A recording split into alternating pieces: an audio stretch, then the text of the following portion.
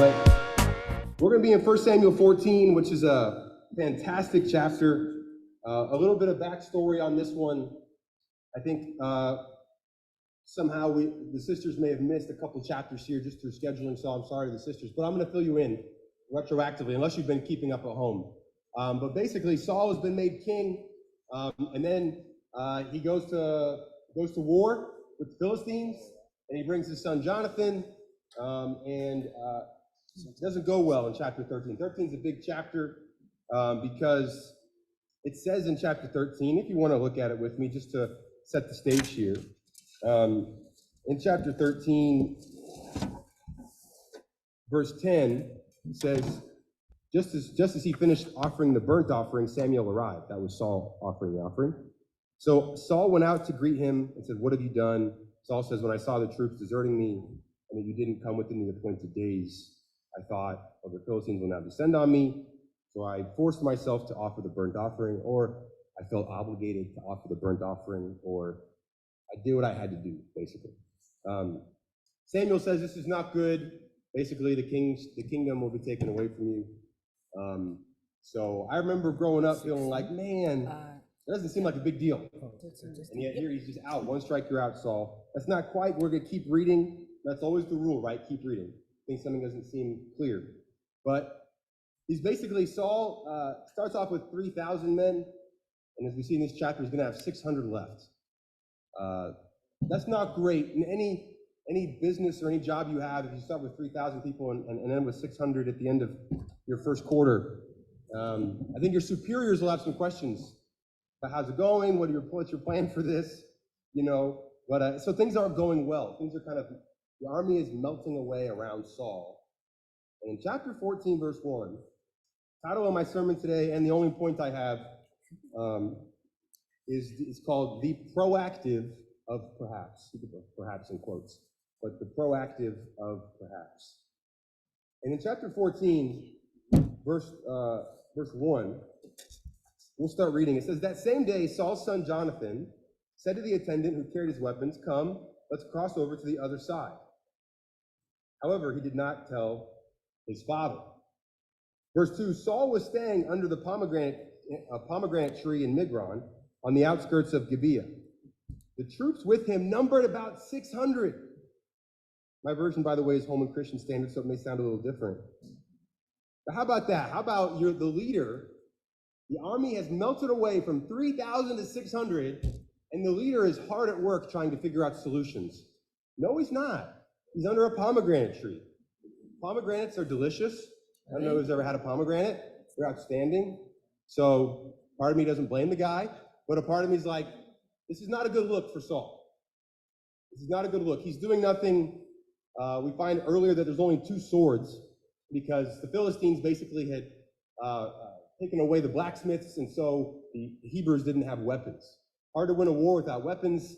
They're basically using farm tools at this point to try to fight. They only had 2 swords. One was Saul, one with Jonathan. Jonathan decides, all right, armor bearer, let's go get up to some mischief, okay? Let's go get into some trouble here.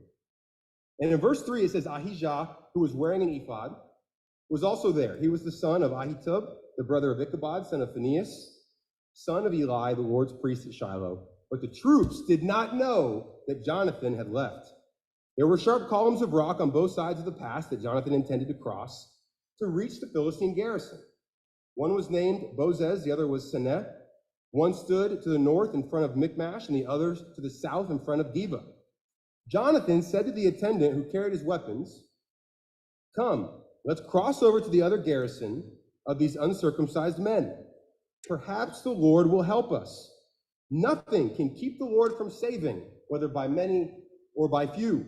His armor bearer responded, "Do what is in your heart. You choose. I'm right here with you, whatever you decide." Some versions say, "I'm with you all the way." It's nice when you get support like that, right? I'm with you all the way, okay? "All right," Jonathan replied, "we'll cross over to the other men and then let them see us. If they say, 'Wait until we reach you,' then we will stay where we are and not go up to them.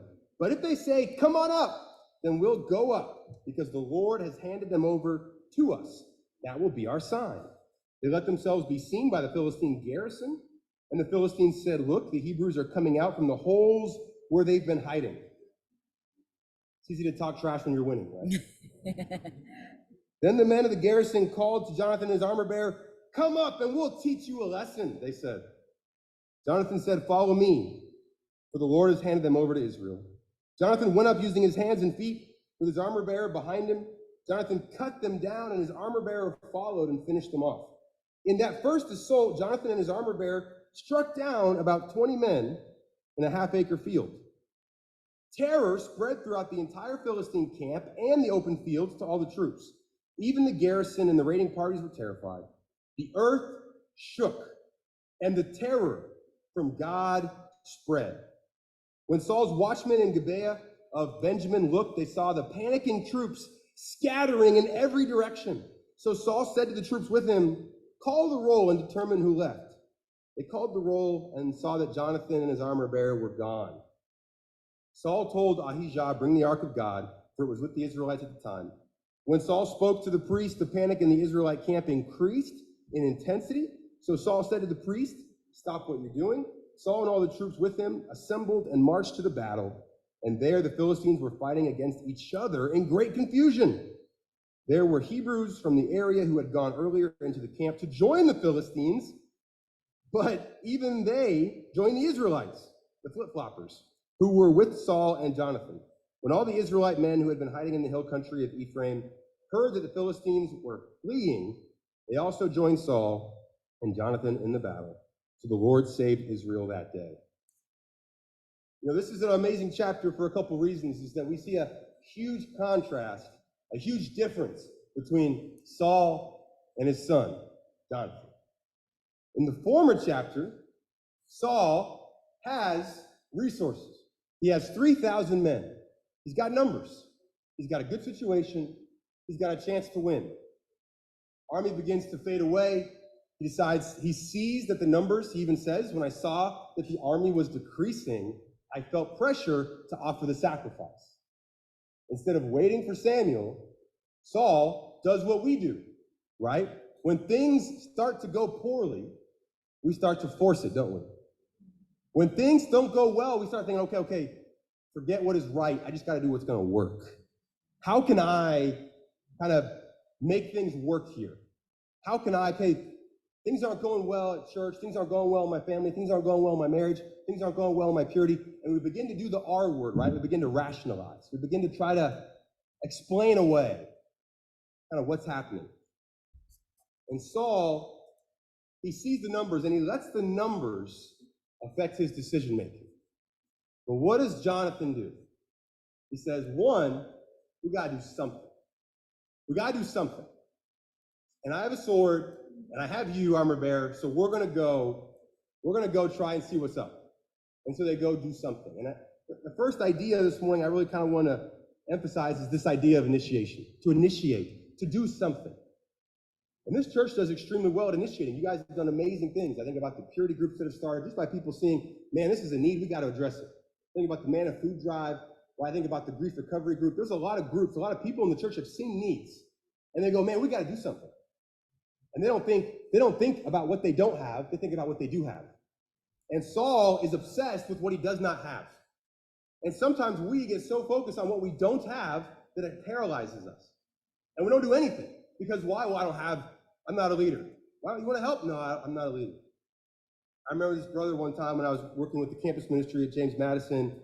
He came up to me, he said, Drew, our campus ministry doesn't really have that much fun. And I was like, okay, elaborate. And he was like, well, I saw this other campus ministry having a paint war. And that looks so much fun. And I just feel like we don't have that kind of fun in our campus ministry. That's a fabulous idea. Would you be willing to kind of head that up and organize a paint war? He was like, well, I'm really busy with classes right now. So, no, I can't. And I was like, okay, guess we're not going to do one.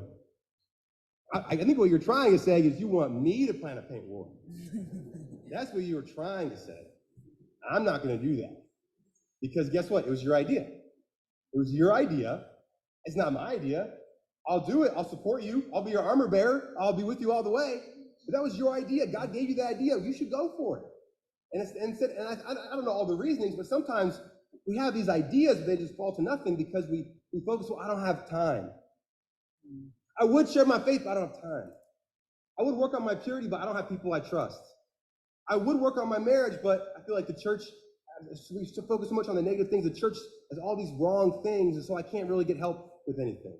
We get so focused on the critical. And I'm like this too. Man. It is so hard to be joyful and be joyful about the things that are going well. To be joyful about the things you do already have. A part of prayer isn't just asking for things we don't have, but remembering and being grateful for the things we already do have. Being grateful for all that God has already given us.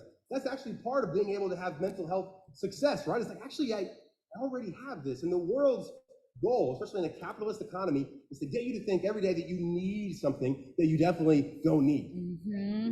BuzzFeed. Jenny and I were shopping yesterday. We just bought a home, and we moved into the Rockville area. And we were shopping, and Jenny wanted to buy these things that we really need. And I was focused on this thing that organizes wine bottles. And I was like, oh, I think we should buy that. And she was like, let's focus on things we need right now, like necessities. And in my head, I was like, that seems super important. Yo. It looks awesome. You know, if I was given money and sent to a store, I would just come back with all the things I don't need and have like no bed and no toilet paper and just be like, I'll make it work. But man, I got this really cool wine organizer. You know, I think initiating can be tough, but I think when we realize what we do have, and a part of that too is also in our language with each other. I think if I could go back to that brother and encourage him, I think I would have said, man, you can do this. Even if it's a tiny paint war, even if you only have a little bit, how can I help? You know, I just kind of let the conversation die, but trying to encourage people, a lot of times people think, and the way sometimes even that we structure church, is that we kind of make it seem like only certain people can do certain things. But that is not true.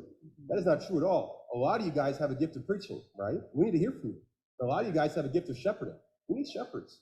A lot of you guys have a gift of organizing, empathy, encouragement. You guys have this gift, and so I just think, start it, go for it, do it.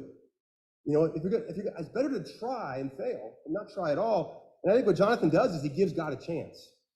A part of it is realizing that we have gifts, but a part of it is realizing that it's not about us at all.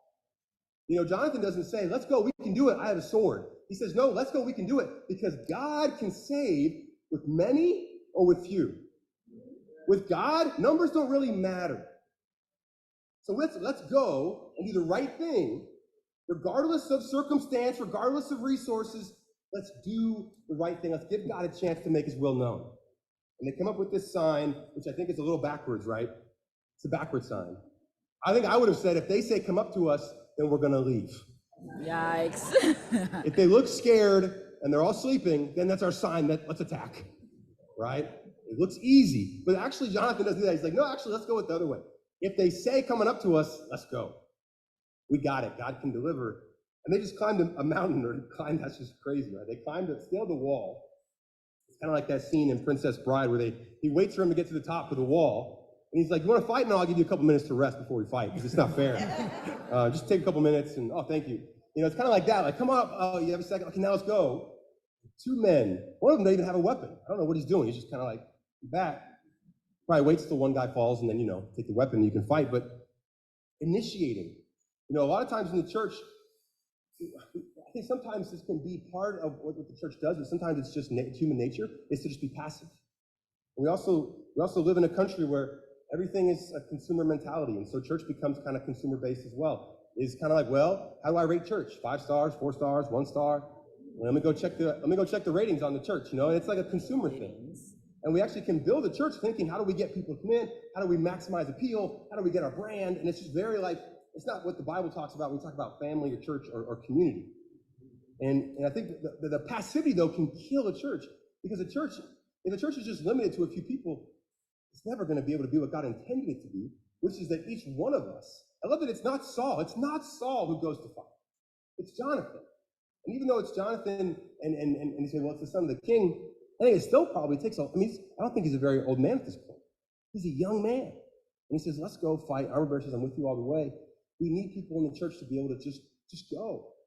I would much rather hear about a bunch of initiation of things that went horribly wrong. It's like, well, we got to actually, then hear about nothing happening. right? Because at least we're trying. And when you fail, you learn. And actually, the human brain learns a lot more from failure than success. So failing is good. Let's go fail, church. Who's with me? Let's fail it up. Let's mess up. Try. We did this thing in the teens. I grew up in LA. I was baptized in LA, but I was baptized in 2003. And so my parents worked in the church in LA, and they actually were let go a month after I was baptized by the church. So we moved to Dallas. My dad had to go back into the secular field after 20 years of ministry work. And my dad's a brilliant man, but 20 years working in nonprofit isn't always respected, and he was a CPA, he was CFO for a while, but in finance, kind of had to start back at the bottom. It's a tough situation for our family to move to Dallas, but we had this team ministry in Dallas. I don't know if those who are my age, 2003 was an interesting time because there was, in our family of churches, I think a kind of a come to Jesus moment in a lot of ways, but a lot of people left. And so a lot of people left, a lot of teens older than me left. I was like the oldest teen in my ministry when I was 14. The teens older than me, they pieced out because of what happened in 2003. And basically, if you want to know more about that, talk to somebody or Google it. No, maybe not. I don't know. Don't Google it. I don't know. But basically, we're the only ones. And so what the Dallas church at the time had done because of that letter was kind of in a lot of ways back off a lot on structured discipling relationships. So I grew up really not knowing even what discipling was. I was baptized, but I didn't really have a D group. But what we saw in the teens, I was 14. Another friend of mine, some of you I think know, the Dylans may know, the O'Quinn family. I grew up with a young man named Willie, and he was 13 and I was 14. We were baptized. We were in each other's studies. We realized, we looked around the teen ministry, what we saw was rampant, unchecked sin. We were like, man, this is messed up. It was wild in the streets. People were dating anybody, whoever, however, whenever, based on nothing, really. And, Yikes. And so what the guys actually came together and said is we actually talked to the men in the church, and the men had an idea of how they could help. And we as young men thought, we don't like that idea. So we're going to do our own thing. And we actually started, we didn't actually know what it was called, because we didn't know what the words D group meant or discipling group.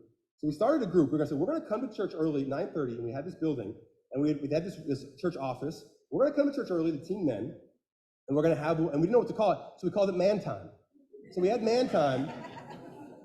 To this day, you can ask about 30 different men from the Dallas teen ministry about man time, and they will smile. They remember man time. And we'd go and we'd have man time, and we'd just confess, and we had no idea what we were doing. I mean, it was just like the blind following the blind. But we were there, and we were trying. We were confessing and saying, I'm having trouble with this in my life. Is this right? Is this good? What about dating? What about purity? What does the Bible say? And we were trying. Was it always right? Probably almost never right. I don't know. Was it biblical? But we were trying. And even though it failed a lot, in fact, one time it failed miserably. It became so popular, and actually there was a lot of it became kind of a stir in the church because the sisters had found out about this meeting before church with the men called man time. And they were very curious, as women tend to be, or just people, about adolescent men hanging out. And they were like, what are you doing in there? Exactly.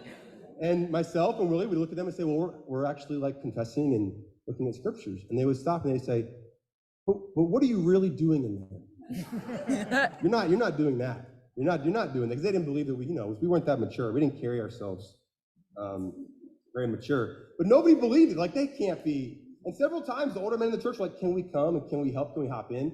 And we probably should have said yes and accepted help. But at the time we just said, no, we want this to be our thing. But one time it was so packed in that room, in the man time room, it was so packed, and it was like guys were sitting on the desk and sitting on everywhere. It was just packed full of teenage men, male boys. And so we were there, and I was confessing, and I won't share the details, I can't remember the details, but I was confessing, and you know how when you lead a group, you're trying let me really be really open, super open, and then maybe inspire other people to be open. So I was super you guys get the point. I was super open. And then there's a knock on the door, and the leader of the church pokes his head in. And we're thinking, here they come again. They want to hop in our group, our cool group. Come on, you can't, come on, Tom, you can't be in the group. The leader of the church says, no, I don't mean to interrupt, but Drew, you're on speakerphone. And we all laughed, and he goes, no, I'm serious. We can all hear you in the whole church. And one of the boys, he was like 12, he was a preteen, he was sitting on top of the phone. He was pressing the speakerphone button with his rear end. Oh. So I came out of there, and the women's ministry leader in the church saw me and just said, Drew, come here. And she gave me a hug. And I was like, this is the worst day ever. So I confessed to many, many hundreds of people at that time. It was very awkward. But it's like things go wrong, right? Things go wrong, but things become memories. And it's like, man, remember that time we failed, but we tried. And I think seeing needs, and once again, I'm so encouraged. Several of you have done this. You're doing this already. You're seeing needs, and you're saying, we can do it. We can order a book online. We can meet up. We can talk about it together, and just go meet that need. Because if we really think about the body of Christ is, as Ephesians 4 says, it's as every part does its work. That's how the body matures. And it says that we're all saints, right? Not just, the saints are a few of us. No, we're all saints. You're 14, you've repented, you've been baptized, you're a saint, right? You've been a Christian for 1 day or 50 years, you're a saint. We need what you have. We need you. We need you to be able to say, let's go. And I'll come with you. Because sometimes that initiation inspires others to go with you. The first idea is initiation, but the second idea is one of bringing somebody else with you. And basically, sometimes we can initiate, but we initiate kind of more like a Saul than a Jonathan. Because Saul initiates, doesn't he? He says, listen, Samuel's not here, so I'll go ahead and just offer the burnt offering. I'll go ahead and take this into my own hands. And sometimes we initiate, but the problem with initiating alone is that you can't see your blind spots. And you can think, and anybody can do this, right? Jesus makes this very clear in Luke 13 with the parable of the people who prophesy, drive out demons in your name, and then they go to heaven, right? And they knock on the door, and they say, no, Jesus, we should be in there with you. And Jesus says, I never knew you. People prophesied and drove out demons. I've never done either of those things. Well, not in a literal way, but, those are inspiring things, right? Metaphorically, yes, I've done those things, but for those people, which means one thing, it means you can deceive yourself. It means you can live your whole life and be like, I'm good. But if you don't have Jesus there to say, hold on, let's talk. I actually don't know you. You need Jesus, you need people in your life to help you see your blind spots. And this has happened so many times because I think we can look around and we can be discouraged. And one thing that's happening a lot in churches everywhere right now, I think for a long time, it was this kind of idea, and this isn't just our family churches, it's actually just Christianity at large. I think what Christians thought in general was like, well, I want to marry a Christian. I want to date and marry a Christian. But sometimes what you see in your church is that maybe you're like, man, I've been discouraged by dating. It hasn't gone well. And I'm looking at those men and I'm not seeing, potential options. So let me just, I'm going to do this on my own. I'm initiate. Downloading a dating app and be like, you know what? I'm just going to do it. I'm going to put on my profile Christian, or I'm going to meet him first or meet her first. And then I'll kind of go from there. And then I'll tell everyone after we're married. Maybe not. I don't know. But the reason the title of this lesson today is proactive, perhaps, is that the power of what Jonathan says is that he's humble, but he's proactively humble. It's easy. Anybody can be reactively humble. You get your rear end kicked. You got nothing left. You're lying down, crying. It's easy to be humble when everything's taken from you. But what Jonathan does is he says, before I make this decision, armor bearer, come with me. And here's what I'm thinking. Let's have a sign, and I want to pull you in. What do you think about the sign? And let's also make sure that God's with us before we go. Because I have an idea, but I'm also open to being wrong. That's the power of mature Christianity. Is a dating app wrong? No. Dating's not in the Bible. There's a lot in dating that we can't just go, oh yeah, Leviticus 12. Not Leviticus. Yeah, it does say that. No, you can't, because they didn't date in ancient Israel. They didn't date even in around Jesus' time. Dating's fairly recent anyway. That's a whole different sermon. But the idea is not what am I doing. The idea is am I proactively humble about it? Am I saying perhaps? That word perhaps is so powerful for Jonathan. To say perhaps God can save us. Why is that word powerful? Because he doesn't put a claim on God. He doesn't force God, right? So I'm gonna do what I want to do, and then I hope God's okay with it. Versus, no, God could deliver us. God could encourage us to go, and we could die. Remember Shadrach, Meshach, and Abednego? And they're like, God could save us from the fire, but even if he doesn't, we're not going to bow down to you. It's not conditional faith. It's faith based on what's right. And what's right doesn't change. It doesn't. It's why we're here. It's why you're a Christian. Because the world has no idea what to do. They're trying to figure out what is dating. And shit is so wild. They're trying to figure out consent. What is consent? No one knows what consent is. They're trying to figure it out because they want to respect women, which is, amen. We want to, all for that, right? God, 100%. But I think it's also like, but we have the Bible right here. We have these eternal principles. And it takes a mature Christian to not just say, what does the Bible say? But sometimes when the Bible doesn't speak clearly on something, you've got to look for a principle. There's not principles, there's not specifics on dating, but there's principles, right? Husbands, sacrifice yourself for your wife, wash her with the word. Those are principles that we can use on marriage, on dating, and in male-female relationships. Brothers, are we sacrificing ourselves for others, for sisters? Sisters, right? To submit to their husband in the Lord. Both the words submit and sacrifice are words that we don't love, right? We don't preach a lot of sermons on submission because you guys would leave. You just walk out. Yikes. Be like, submit, look at that. Sacrifice, you're going to the church with worship, and lights. That's pretty good. And blinding. But that's the exact reason that we're called to those things, because they're not of humans. They're not from here. They're eternal. They're godly truths.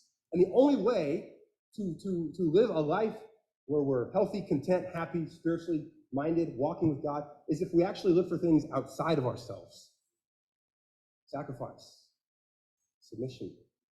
For me to lower myself to my wife, to put her needs before my own, goes against every instinct I have. But it's a godly principle that I'm striving for. Right? Dating. I applied a lot of worldly principles to dating for a long time, and I hurt so many people, so many women. Recently, I was going through a sin list I had written. Man, I have so much guilt over a lot of those relationships. They were in the church, they were disciples. Didn't matter. I'm me, and I've sinned. And I'm glad I did that. I'm glad I dated because I learned lessons. You want to learn, you want to fail, right? That's becoming quickly the ad hoc title of today's lesson. Let's fail together. But we want to fail, we want to learn, because learning lessons is good. But when you fail and you're doing it by yourself, you crash hard. Because what that failure says about you, well, I couldn't do it. I wasn't strong enough. I wasn't pure enough. I wasn't attractive enough. I wasn't funny enough. I wasn't kind enough. But when you fail with God, you go, you know what? God allowed me to fail. I'm within his providence. When we're walking with God, even in failure, it doesn't crush us. And in success, we're not overly bloated. We're not conceited. We're not like, guess who that was? That was me, right? Jonathan did it, right? Jonathan doesn't even tell his dad where he's going. Also another sermon. Not sure what's happening there, but probably not great. Probably not great that Jonathan doesn't want to tell his dad what he's going to do. He's going to do a faithful thing. Is his dad going to squash it? Is his dad going to say no? The other part I think that happens is when people do try things, and let's say somebody does try a new thing, something that our family churches or that Christians in general haven't tried before. We've got to be willing to try new things, obviously within the confines of the Bible. But let's say you did download a dating app and you wanted to get advice. We've got to be careful as a church too, that we're not judging that person. And you might say, Drew, I would never say anything, but I've seen your faces. And your faces talk a whole heap. Very expressive. Because when someone decides to be confident enough to say, Drew, I'm struggling because I really want to be married. I feel like that hasn't been met in my life. That's something I really desire. I've tried the godly way. Dates have not gone well. I've been hurt by people. And I'm thinking about this other option. What are your thoughts? It takes a lot of courage to pull someone in. And what we need to do as a church is to be able to hear that with grace. And that means your face as well. Yes. It means your face. Face to face. It's like, I think that's a great idea, you know? Yikes. With disdain. I love it. Am I smiling? But I think to encourage, the worst thing that you can do, in the marriages I've counseled that have fallen apart, there's one thing that's the same.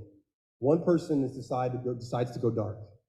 They decide to go their own way by themselves. All these things they hide. The one thing we cannot do is just to go without God and to go without each other. Let's pull each other into these decisions. But what you're able to do is able to say, yeah, I met this guy. Okay, well, what are the principles in the Bible we can talk about? Okay, like, is he a Christian? All right, maybe you can meet some people in my life who are mature. There's some men at the church who I'm close to. I have friendship. Maybe they could talk to him. And maybe this is a great man of God, right? Who knows? But the only way to know is to let that Spirit speak. Because you don't want to force something and look back and then, it's not that it's bad or wrong or the church doesn't like it or all the things we say. The issue is, are you bringing God and others with you? Now, it's important to bring God because he's God. It's important to bring others because we need people, but people are not going to always be right. You're going to get a lot of bad advice. That's not the point, right? Now, the point is not always to get the great advice. The point is to be aware of blind spots. And last thing I'll say is that when you do that, you train yourself in maturity to eat the meat and spit out the bones. Everything you listen to, every movie you watch, every song you listen to, every sermon you hear, you're eating meat and spitting out bones. It's not all going to be gold. It's not all going to be perfect, especially stuff in the world. So you got to be able to say, and that's actually how we raise mature, faithful children, is to be able to actually say, okay, well, what happened in that TV show? What happened in that movie? What are your thoughts on that? This would seem right, but this seemed like I wasn't very godly. But to be able to invite a safe place to be able to learn and come to our own convictions together. And when we do that, we see amazing victories. You don't have to force it. I don't want to force it. You don't want to force it. Everyone, please, let's all do this thing we don't want to do because we know we should. Capital Rivers Church, I'm not saying that's who we are, but that's not what we want to do.